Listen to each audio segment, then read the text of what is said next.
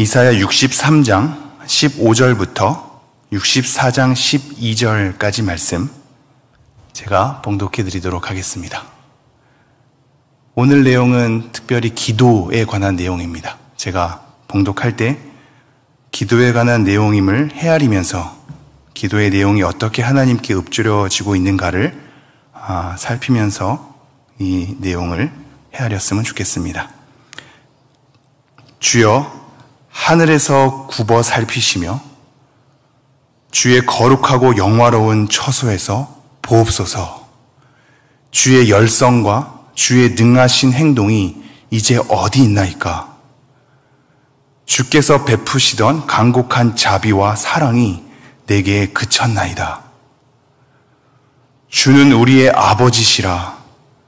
아브라함은 우리를 모르고 이스라엘은 우리를 인정하지 아니할지라도 여호와여, 주는 우리의 아버지시라. 옛날부터 주의 이름을 우리의 구속자라 하셨거늘 여호와여, 어찌하여 우리로 주의 길에서 떠나게 하시며 우리의 마음을 완고하게 하사 주를 경외하지 않게 하시나이까? 원하건대 주의 종들 곧 주의 기업인 지파들을 위하사 돌아오시옵소서. 주의 거룩한 백성이 땅을 차지한 지 오래지 아니하여서 우리의 원수가 주의 성소를 유린하였사오니 우리는 주의 다스림을 받지 못하는 자 같으며 주의 이름으로 일컬음을 받지 못하는 자같이 되었나이다. 원하건대 주는 하늘을 가르고 강림하시고 주 앞에서 산들이 진동하기를 불이 섭을 사르며 불이 물을 끓임 같게 하사 주의 원수들이 주의 이름을 알게 하시며 이방 나라들로 주 앞에서 떨게 하옵소서.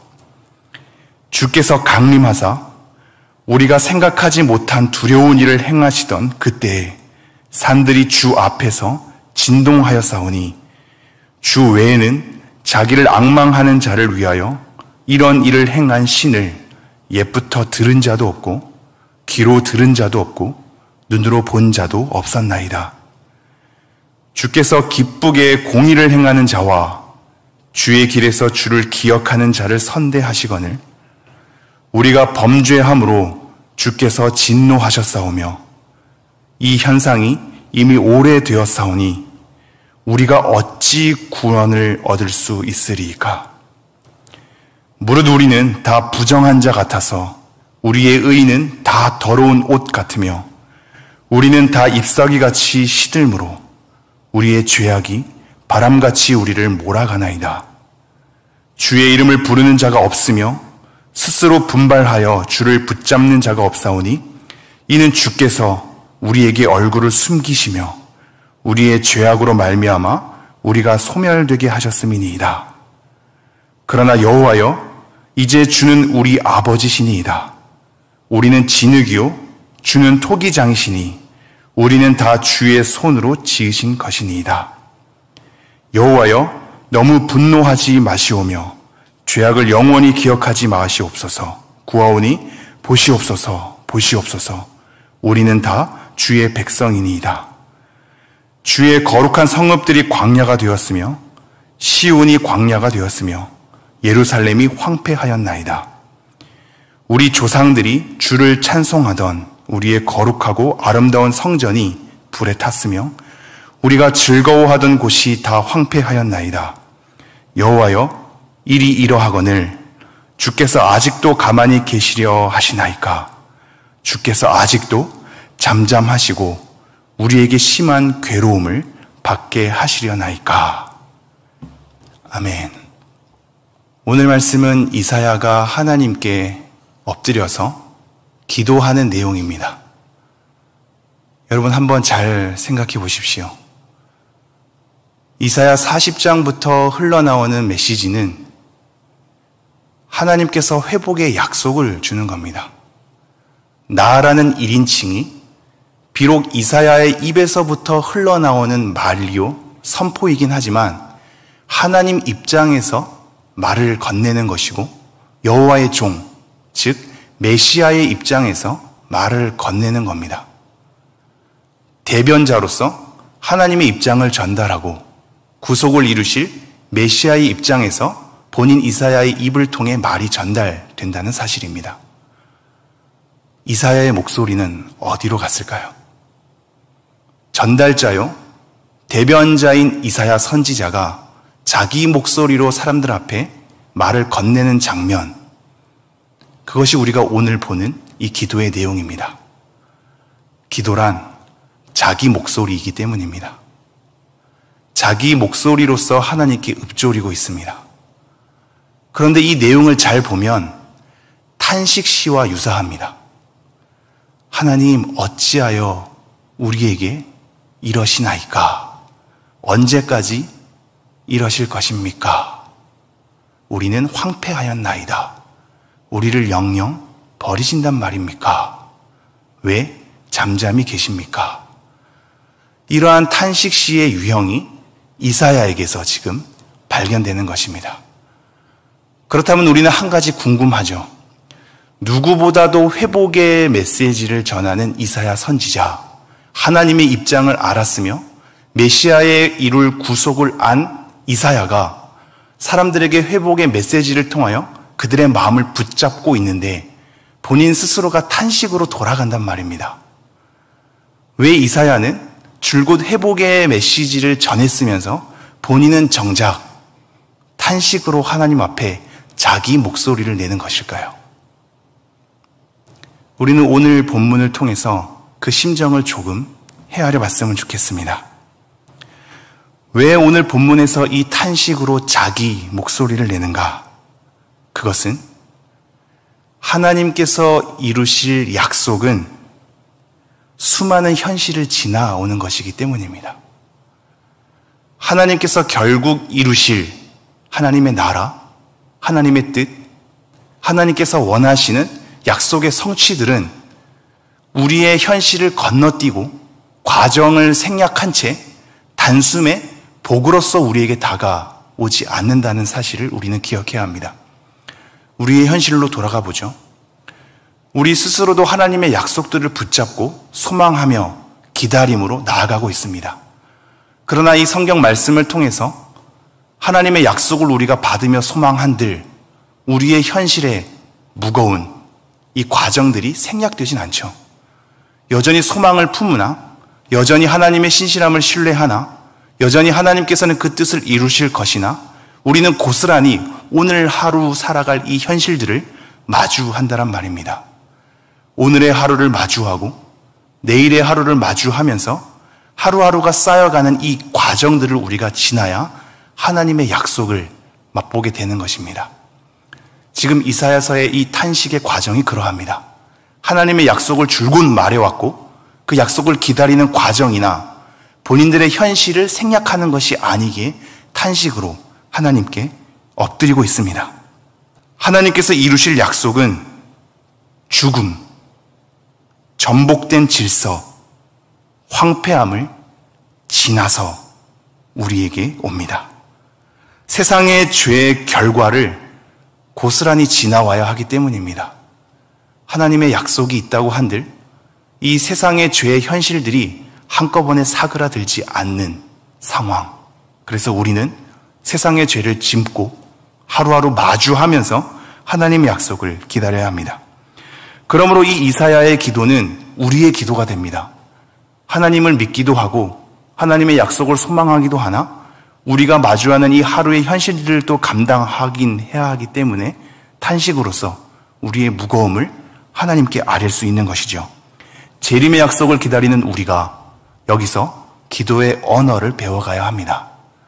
이사야도 그 가운데 엎드렸듯이 우리 또한 약속을 이루실 하나님에 대한 든든한 백을 믿는다고 한들 이 현실의 무게를 그냥 팽개칠 수 없기에 하나님께 오늘도 엎드리고 하나님 언제 이루실 겁니까?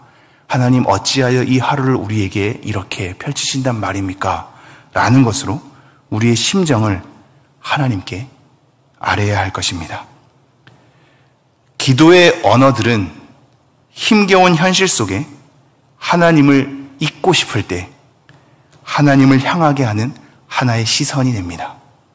그리고 하나님께 마음을 돌려놓는 걸음이 됩니다. 우리의 심정을 토로하고 하나님께 간구할 때 우리는 이 현실을 버틸 수 있는 힘을 제공받습니다. 그러므로 오늘도 간구하는 것이요. 그러므로 오늘도 우리의 심정을 쏟아내는 겁니다. 하나님의 약속 신뢰하는데 이 하루에 마주할 현실이 무겁기에 하나님 도와주십시오. 하나님 어찌하여 이런 일들이 일어난단 말입니까? 라는 것으로 우리의 심정을 토로하고 하나님의 도우심을 구하며 현실을 버텨야 하는 것입니다. 그러기에 탄식의 기도가 여기에 껴 있습니다. 65장에 가면 공의로운 심판에 대한 내용이 나오는데요. 회복의 메시지가 우리에게 던져지는 동시에 탄식의 기도와 공의로운 심판이 나오는 이유, 그 모든 것은 현실을 지나오는 이 과정이 있기 때문입니다. 그렇다면 우리의 이 현실 속에 가장 중요한 단어 8절을 한번 보겠습니다. 8절 초반절에 이렇게 나와 있습니다. 그러나 여호와여입니다. 그러나 여호와여. 우리의 현실을 직시하고 우리의 못남을 인정하고 세상의 죄의 과정을 우리가 무시하지 않은 채 그러나 하나님을 신뢰하기에 하나님의 약속을 기다리며 소망하기에 우리의 처지를 넘어서서 하나님의 어떠함을 바라보는 기도의 문구 그러나 여호와여. 그러나 여호와여. 우리는 이것으로 우리의 현실을 넘어서 하나님을 바라볼 수 있는 기도의 힘을 그리고 기도의 언어를 제공받습니다. 그러한 언어를 통해서 하나님을 어떻게 부르든지 보죠.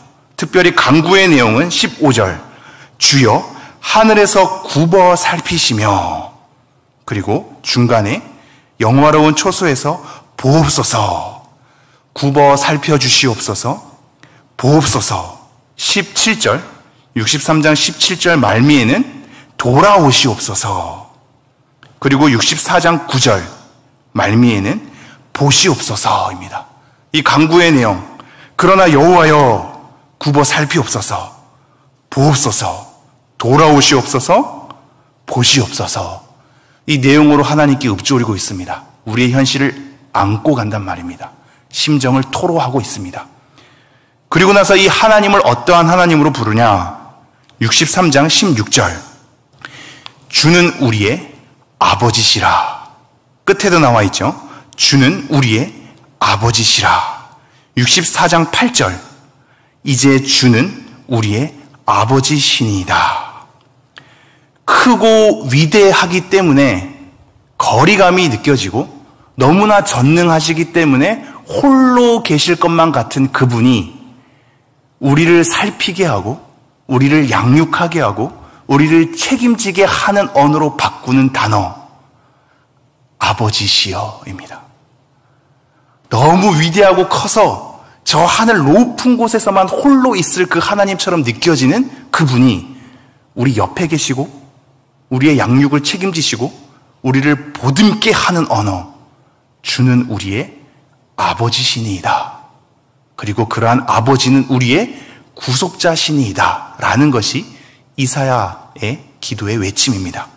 그리고 우리를 어떠한 자로 얘기하느냐 17절 중간에 보면 원하건대 주의 종들 곧 주의 기업인 지파들을 위하사 우리를 종이라고 언급하면서요 8절 이제 주는 우리 아버지시니이다. 우리는 진흙이요 우리는 다 주의 손으로 지으신 것이니 9절 말미 우리는 다 주의 백성이니이다.